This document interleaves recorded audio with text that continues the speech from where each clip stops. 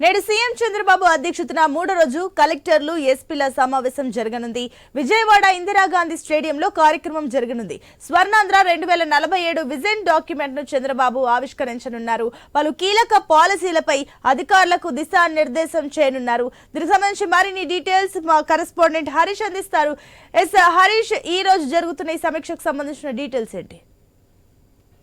ఇందిరాగాంధీ స్టేడియంలో విజయవాడలో పెద్ద ఎత్తున 2047 విజన్ డాక్యుమెంట్స్ ని ముఖ్యమంత్రి నారా చంద్రబాబు నాయుడు ప్రజల సమక్షంలోనే విడుదల చేయబోతున్నారు. ఇందుకు సంబంధించి ప్రభుత్వం రాబోయేటువంటి రోజుల్లో చేసేటువంటి ప్రతి పనుల్లోనూ ప్రజల భాగస్వామ్యాన్ని ప్రజలకు తెలియజేసే విధంగా, ప్రజలకు వచ్చేటువంటి అనుమానాలను నివృత్తి చేసే విధంగా, అసత్య ప్రచారాలు ఏవైతే జరుగుతున్నాయో వాటన్నిటికీ దూరంగా ఉండే విధంగా ప్రజలకి విజన్ డాక్యుమెంట్ కి సంబంధించినటువంటి పూర్తి వివరాలను తెలియజేయాలనేటువంటి ఉద్దేశంతో భారీ బహిరంగ సభలాగా ఏర్పాటు చేశారు. ఇందుకు సంబంధించి రాష్ట్ర వ్యాప్తంగా కూడా వివిధ ప్రాంతాల నుంచి కూడా ఔత్సాహికులను ముందుగానే రిజిస్టర్ చేయించుకున్నటువంటి వాళ్ళందరినీ కూడా తరలించేటువంటి ప్రయత్నం చేస్తున్నారు. ఎందుకంటే ఇప్పుడు ఉన్నటువంటి సిచ్యువేషన్ లో ప్రజల్లోకి వెళ్లడం ద్వారా ప్రజల్లోనే ఉంది.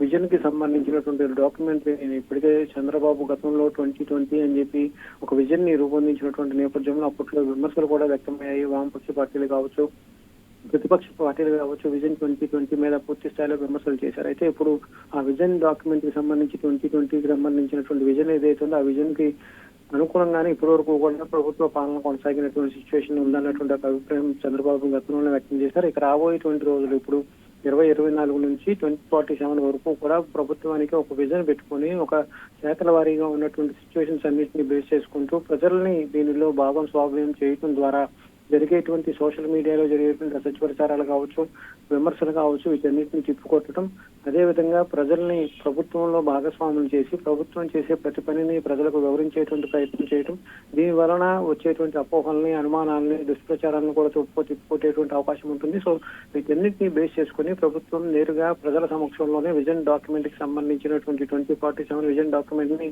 ముఖ్యమంత్రి నారా చంద్రబాబు నాయుడు పెద్ద ఎత్తున రిలీజ్ చేయబోతున్నటువంటి సిచ్యువేషన్ ఇప్పుడు ఈ రోజు మరి కాసేపట్లో ఇందిరాగాంధీ స్టేడియంలో ప్రారంభం కాబోతుంది. ఇందుకు సంబంధించి స్టేడియం కి భారీ ఎత్తున అభిమానులు తరలి వచ్చేటువంటి అవకాశం ఉన్నటువంటి నేపథ్యంలో ప్రభుత్వం, అదేవిధంగా పోలీస్ శాఖ ఇప్పటికే స్టేడియం చుట్టూ పక్కల కూడా ట్రాఫిక్ సంబంధించినటువంటి ఆంక్షలు అమల్లోకి తీసుకొచ్చారు. ఈ రోజు ఉదయం నుంచి సాయంత్రం వరకు 5 గంటల వరకు కూడా విజయవాడ ఇందిరాగాంధీ స్టేడియం పరిసర ప్రాంతాల్లో బందర్ రోడ్డు మీద మరి ముఖ్యంగా ట్రాఫిక్ ఆంక్షలను కూడా అమల్లోకి తీసుకొచ్చారు. మొత్తం మీద చూసుకుంటే కనుక విజన్ డాక్యుమెంట్ 2047 ని ప్రభుత్వం ప్రతిష్టాత్మకంగా తీసుకుని ప్రజల్లోనే దానిపైన చర్చించే విధంగా, ప్రజల్లో దానిపైన అవగాహన కల్పించే విధంగా ముందుకు వెళ్లేటువంటి క్రమంలోనే మరి కాసేపట్లో ముఖ్యమంత్రి ఈ కార్యక్రమాన్ని లాంఛనంగా ప్రారంభించబోతున్నారు. సునీత, హరీష్, మరోపక్క అటు అధికారులకు పలు కీలకమైన పాలసీలకు సంబంధించి దిశానిర్దేశం చేయబోతున్నట్లు తెలుస్తుంది. ఆ పాలసీలు ఏంటి?